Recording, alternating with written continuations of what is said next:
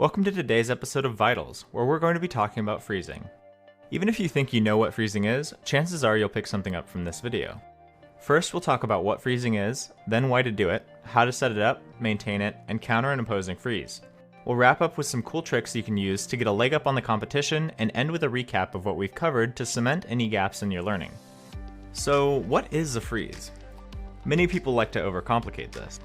Freezing is when both minion waves meet at a particular point in the lane and neither wave can push for an extended period of time.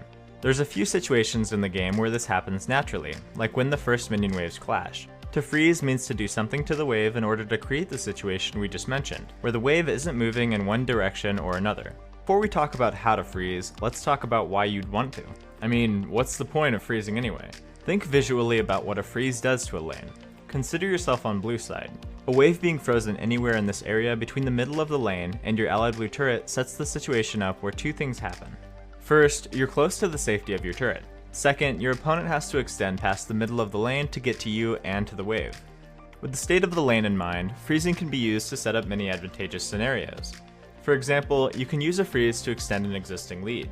Since the enemy has to overextend to get to you, they have to make one of two bad choices. First, they could enter your territory and have much further to run to their tower. If you're ahead, it can be assumed that you'll win a 1v1 fight against them. You can leverage this to either straight up kill them, push them out of lane, or prevent them from coming to get the minions.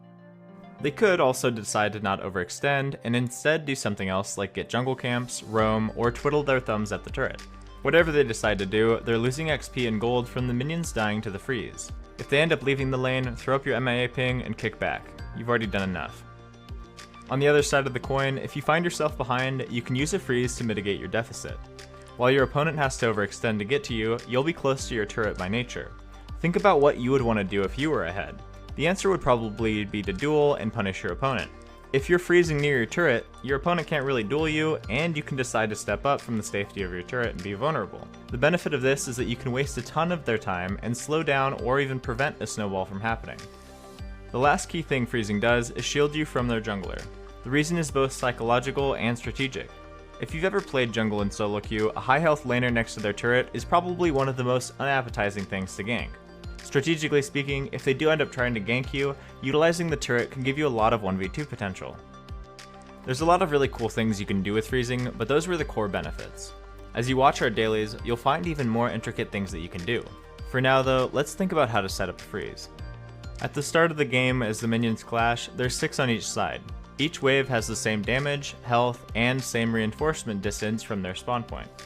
Left untouched, the waves will stay frozen in the middle of the lane with only a bit of variance. To freeze, you first need the wave to be pushing towards you. To put it simply, there needs to be more damage going onto your wave than your wave is putting out. When there's an equal number of minions on both sides, all you need to do is let your opponent hit the wave. If you want to freeze at the start of the game, just last hit and let the wave come to you. Once the wave is where you want it to be in the lane, you need to start doing things to the wave to keep it in that spot. The things you have to do change a bit depending on where you want to freeze. It might sound vague, but it's going to be super simple after you know these facts. If the freeze you want to go for is in the middle of the lane when the waves clashed and there's even minions on both sides, you're done. That's all you have to do. Or, that would be if you didn't have the enemy laners to worry about. Even then, what you have to do is pretty simple. Whenever the enemy champion or champions put damage on the wave, you match that damage with your own. They auto, you auto. But what if I want to freeze closer to my turret? We call this a recessed freeze because it's in a recessed spot from the middle of the lane. It's a bit harder to pull off, but has more rewards. We've already done the boring math, so here's the thing you want to take away. As you freeze closer to the turret, you're freezing closer to the spot where your allied minions spawn.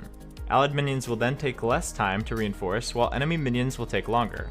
Because of this, your allied minions will replenish faster and have done more damage by the time the enemy reinforcing minions start to fight. This is the reason that 6 minion versus 6 minion freezes only work in the middle of the lane and not when the freeze is closer to your turret.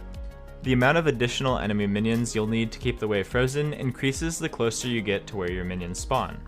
Here's what that looks like. The amount of extra enemy minions you need can be anywhere from 1 to 3 depending on how far your freeze is from the middle of the lane. If you've ever heard someone tell you to thin the wave out, think of this as a way to tell how much you should be thinning it. Now you know how to freeze, but what if your opponent freezes against you?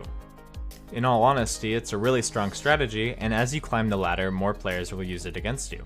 You want to avoid this happening whenever possible, so here's how you can stop it. First, think back to how we defend our own freeze, matching their damage. Now we're in the position where we're being frozen against. To counter this, we want to overwhelm our opponent with damage onto the minion wave. This will cause an imbalance in the damage being dealt, which will then cause the wave to be crashed into the turret. Again, if you're in the position of the person freezing the wave, you want to do everything you can to stop the enemy from crashing your wave into the turret. When you spot someone trying to crash your freeze, pay attention to their ability usage. If they commit a rotation to push the wave, odds are you have an opening to strike. Now we've covered what freezing is, why to do it, as well as how to execute it, maintain it, and counter it. There's also a couple tricks you can learn to make your ability to freeze just that much more potent. The first is knowing how to void a minion hit. This is where you wait for minion autos that would otherwise kill an enemy minion you want to last hit. After the autos have been fired, you then finish the minion off at the last second.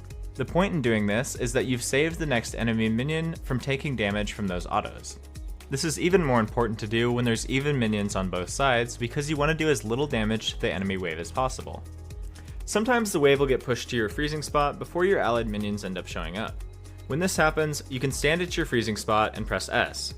This will keep you still without auto-attacking, and the minions will use you as a scratching post instead of suiciding into your turret and causing the lane to be reset.